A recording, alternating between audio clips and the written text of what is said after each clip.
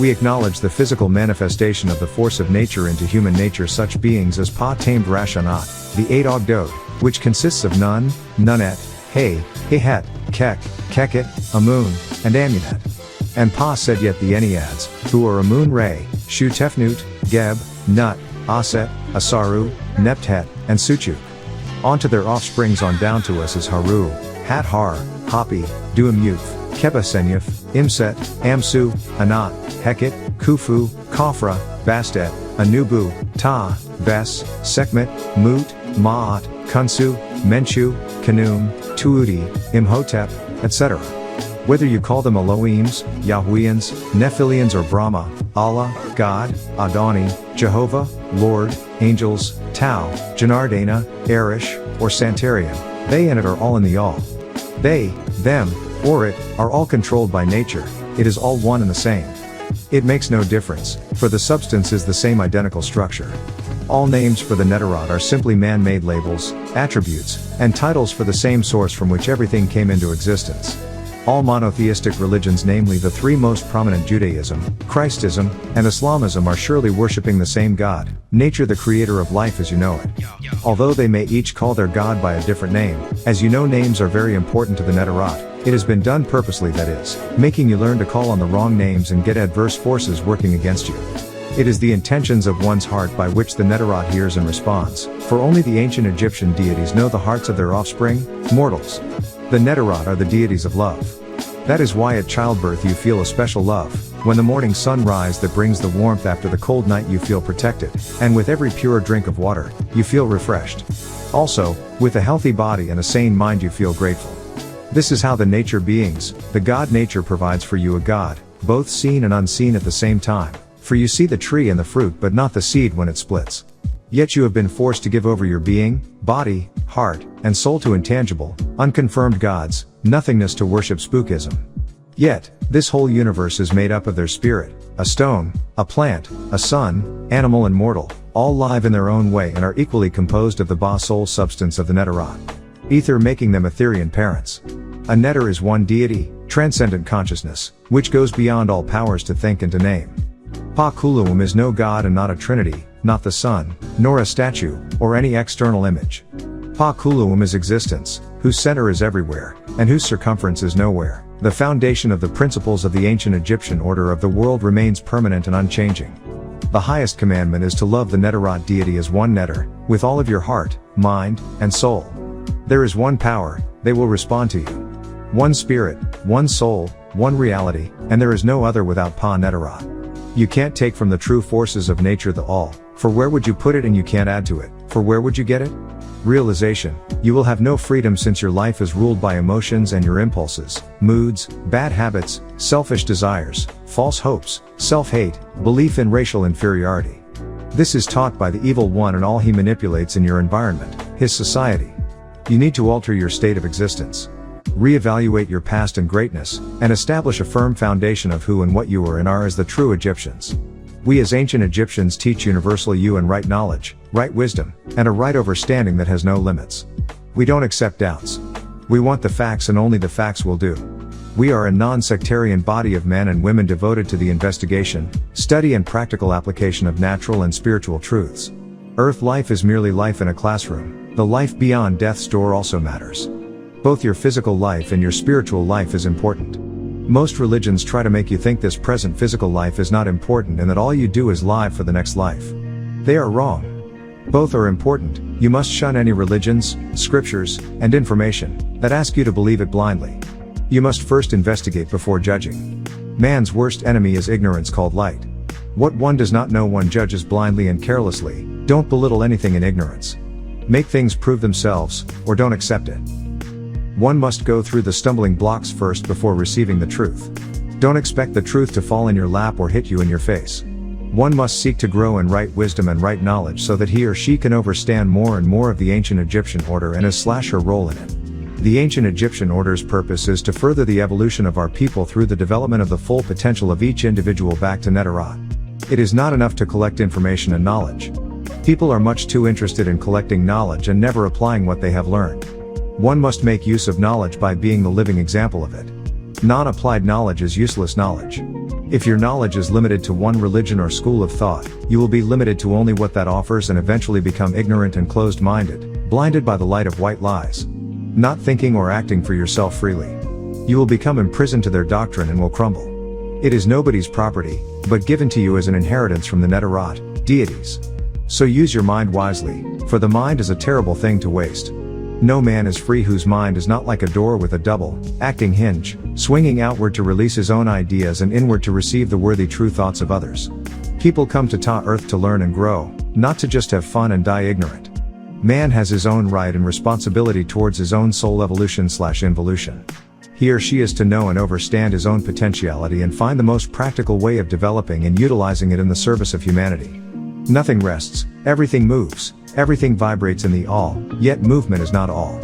The great third Egyptian doctrine, the doctrine of vibration, embodies the truth that motion is manifest in everything in the universe, that nothing is at rest, that everything moves, vibrates, and circles. This Egyptian doctrine was recognized by some of the early Greek philosophers who embodied it in their systems and gave birth to all of their thought of movement. But, then, for centuries it was lost sight of by the thinkers outside of the Egyptian ranks.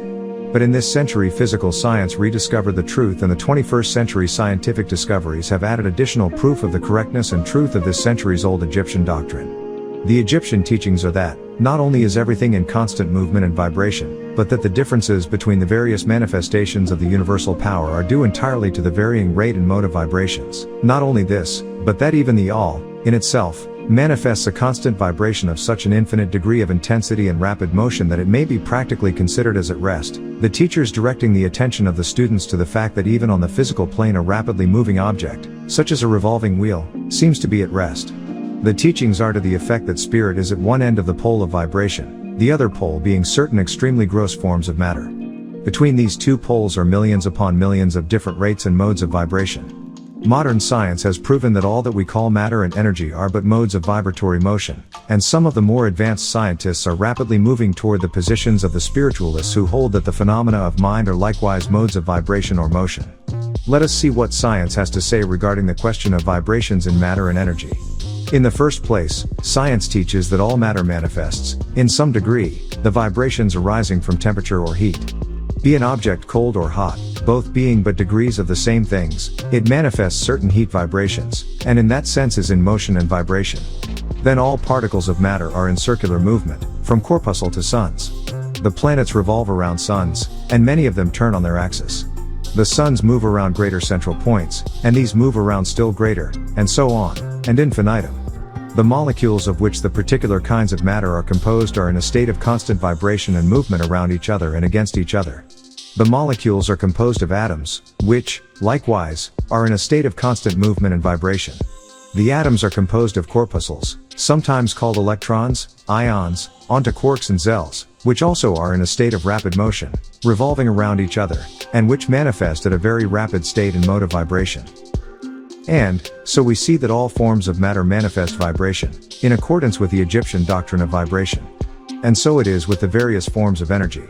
Science teaches that light, heat, magnetism and electricity are but forms of vibratory motion connected in some way with, and probably emanating from the ether. Science does now attempt to explain the nature of the phenomena known as cohesion, which is the doctrine of molecular attraction, a chemical affinity, which is the doctrine of atomic attraction. Now they understand gravitation, which was the greatest mystery of the three, which is the doctrine of attraction by which every particle or mass of matter is found to every other particle or mass. They found that the lightest atom, hydrogen, was itself not the smallest thing in existence, but it was composed of even smaller things called quarks, even smaller zells or zeets. These three forms of energy are now understood by science. The writers incline to the opinion that these two are manifestations of some form of vibratory energy, a fact which the Egyptians have held and taught for ages past. The universal ether, which is postulated by science without its nature being understood clearly, is held by the Egyptians to be but a higher manifestation of that which is erroneously called matter, that is to say, matter at a higher degree of vibration, and is called by them the ethereal substance. The Egyptians teach that this ethereal substance is of extreme tenuity and elasticity, and pervades universal space, serving as a medium of transmission of waves of vibratory energy, such as heat, light, electricity, magnets, etc. The teachings are that the ethereal substance is a connecting link between the forms of vibratory energy known as matter on the one hand, and energy or force on the other, and also that it manifests a degree of vibration, in rate and mode, entirely its own. Scientists have offered the illustration of a rapidly moving wheel, top, or cylinder, to show the effects of increasing rates of vibration. The illustration supposes a wheel, top, or revolving cylinder, running at a low rate of speed. We will call this revolving thing the object in following out the illustration. Let us suppose the object is moving slowly. It may be seen readily, but no sound of its movement reaches the ear. The speed is gradually increased. In a few moments its movement becomes so rapid that a deep growl or low note may be heard. Then as the rate is increased the note rises one in the musical scale. Then, the motion being still further increased, the next highest note is distinguished. Then, one after another, all the notes of the musical scale appear, rising higher and higher as the motion is increased. Finally, when the motions have reached a certain rate the final note perceptible to human ears is reached and the shrill, piercing shriek dies away, and silence follows. No sound is heard from the revolving object, the rate of motion being so high that the human ear cannot register the vibrations. Then minds the perception of rising degrees of heat. Then after quite a time the eye catches a glimpse of the object becoming a dull dark reddish color. As the rate increases, the red becomes brighter. Then as the speed is increased, the red melts into an orange. Then the orange melts into a yellow. Then follow, successively, the shades of green, blue, indigo, and finally violet, as the rate of speed increases. Then the violet shades away, and all color disappear, the human eye not being able to register them. But there are invisible rays emanating from the revolving object, the rays that are used in photographing, and other subtle rays of light, then begin to manifest the peculiar rays known as the X-rays, etc., as the constitution of the object changes. Electricity and magnetism are emitted when the appropriate rate of vibration is attained. When the object reaches a certain rate of vibration its molecules disintegrate, and resolve themselves into the original elements or atoms. Then the atoms, following the doctrine of vibration, are separated into the countless corpuscles of which they are composed. And finally, even the corpuscles disappear and the object may be said to be composed of the ethereal substance quarks, or zells. Science does not dare to follow the illustration further, but the Egyptians teach that if the vibrations be continually increased the object would mount up the successive states of manifestation and would in turn manifest the various mental stages, and then on spiritward, until it would finally re-enter the All, which is absolute spirit with the power to create or grow matter out of itself. The object, however, would have ceased to be an object long before the stage of ethereal substance was reached, but otherwise the illustration is correct inasmuch as it shows the effect of constantly increased rates and modes of vibration. It must be remembered, in the above illustration, that at the stages at which the object throws off vibrations of light, heat, etc., it is not actually resolved into those forms of energy which are much higher in the scale, but simply that it reaches a degree of vibration in which those forms of energy are liberated, in a degree, from the confining influences of its molecules, atoms and corpuscles, as the case may be. Just as heat escapes the flames. These forms of energy, although much higher in the Neel than matter, are imprisoned and confined in the material combinations, by reason of the energies manifesting through, and using material forms, but thus becoming entangled and confined in their creations of material forms, which, to an extent, is true of all creations. The creating force becomes involved in its creation, fire to heat, water to wet, ice to cold. But the Egyptian teachings go much further than do ihos of modern science. They teach that all manifestation of thought, emotion, reason, will or desire, or any mental state of condition, are accompanied by vibrations, a portion of which are thrown off and which tend to affect the minds of other persons by induction. This is the doctrine which produces the phenomena of telepathy, mental influence, and other forms of the action and power of mind over matter, with which the general public is rapidly becoming acquainted, owing to the wide dissemination of Egyptian mystery knowledge by the ancient Egyptian order, and its teachers along these lines at this time. This is the new millennium teaching. Every thought, emotion or mental state has its corresponding rate and mode of vibration. And by an effort of the will of the person, or of other persons, these mental states may be reproduced, just as a musical tone may be reproduced by causing an instrument to vibrate at a certain rate, just as color may be reproduced in the same way. By a knowledge of the doctrine of vibration, as applied to mental phenomena, one may polarize his mind at any degree they wish, thus gaining a perfect control over their mental states, moods, etc. In the same way they may affect the minds of others, producing the desired mental states in them. In short, they may be able to produce on the mental plane that which science produces on the physical plane, namely, vibrations at will.